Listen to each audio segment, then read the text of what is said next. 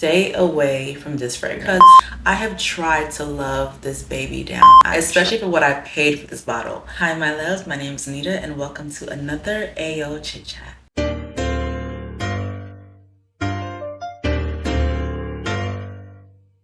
Now we're gonna jump right into it because I'm sure you're wondering from the title, which fragrance has been my biggest perfume regret? It pains me to say, but let's get into it. First, I'm gonna give you all a guess of the fragrance by exposing all the notes of the fragrance. And the reason why I'm doing this is because I want to take you all through the journey of me first smelling this fragrance, purchasing it, and almost a year later realizing that this was probably my worst perfume purchase. The notes on this are bergamot, almond, pear, cinnamon, patchouli, jasmine, orange blossom, sandalwood, amber, musk, vanilla, and tonka.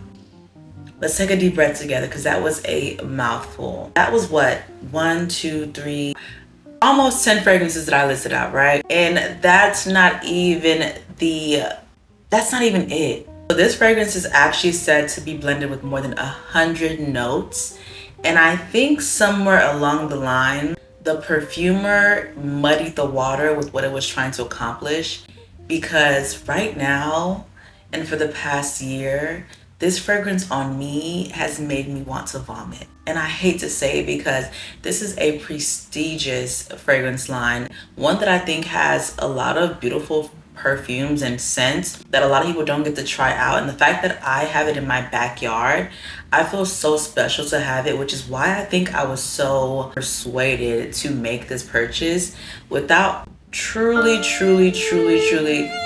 actually no, I sat with it. So let's just get into it. So as a gourmand lover and a lover of all things sweet, playful, feminine, girly, everything, these notes seem like they would be right up my alley. I love a warm orange blossom, a nice fruity pear, vanilla, tonka, sandalwood. That sounds like heaven to me. The scent profile is said to be a sweet and savory scent profile.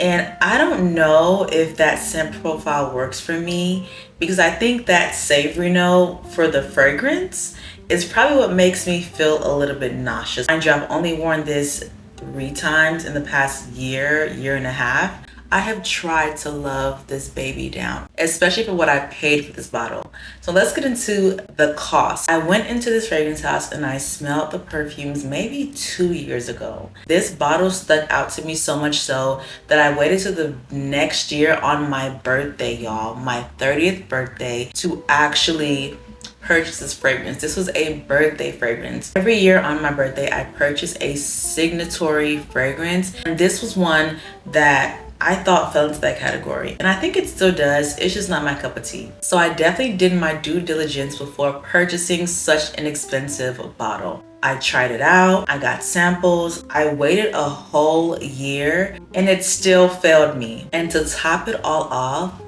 this bottle cost me $770. I think it went up a little bit because I feel like I paid maybe $650 for it. This bottle cost me an arm and a leg for smelly water. Thank God I could afford it. Without further ado, the fragrance that I'm talking about is Palais Monarchie 218 by Krigler. For the fragrance heads in the fragrance community who have tried this, who have heard of Krigler, you probably know that this is one of their most popular fragrances. It is a beautiful, beautiful fragrance, but on me, it smells like if you have a weak stomach, like I do, and certain notes can agitate you, be careful when you are investing in a bottle like this. I think the specific note that I really am adverse to is the almond note. So almond is listed as the second note in the list of fragrances,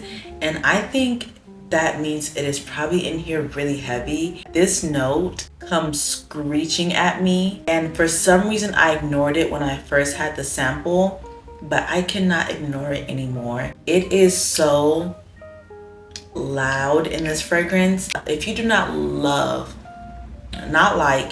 if you do not love an almond note, stay away from this fragrance. Now, the reason why I know that it's probably the almond is because other fragrances that have almond notes in them, I don't like as well too. Vanilla by Tom Ford with that heavy almond note makes me want to physically gag. Because they have similarities in that note, then it's probably the almond note. Look at the barely dent I have made in this fragrance in the past year, almost a year and a half that I've had this. The fact that I bought this, not on an impulse, that was a good time in my life, right? Yeah, I was going through some things, pero like I actually bought this right after one of my first influencer events with Huda Beauty, which means that I was really getting into my influencer bag, my content creator bag. I was being noticed by brands. Huda has been locked in with me since then. Like right now I have their super mega size blotting powder thing. Yeah, y'all don't have this. This is not in stores. This is,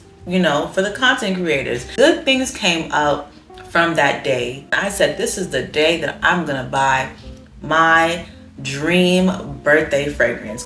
All of that to say that a year later, almost a year later, y'all, I have worn this thing twice on purpose, 3 times with that one accident. I was smelling myself. I didn't like it. I was trying, y'all. I really tried this fragrance. So that's just my warning to you all. If you are looking for this fragrance specifically and you want to know how it smells, try it for yourself. If you love an almond note, you're probably gonna love this, because this is a very beautiful fragrance if you love an almond note. But if you do not like an almond note, if you don't love an almond note, please try it before you buy it. And don't even just try it before you buy it, like really try it before you buy it, because I would hate for my lovelies out there to buy a fragrance for $700+ and absolutely detest what you smell like when you wear it. At this point, I am thinking maybe I'm gonna sell it. I don't see the benefit of her sitting in my collection. I don't know if I should decant some of it. I'm sad to let her go because I feel like she represented a start of a new thing in my life. That new thing just didn't work out. But I also feel like it's a representation of the fact that like I need to let go of things that I thought were good for me and they weren't good for me, and make room for the new, you know? This Palais Monarchie, you might have to go. That is my biggest perfume regret. I hope that you thoroughly enjoyed watching this video, and like and subscribe and stay tuned for more beauty content, perfume content, vlogs, travel, chit chats, all the feels and all the giggles, and I will see y'all later. Bye.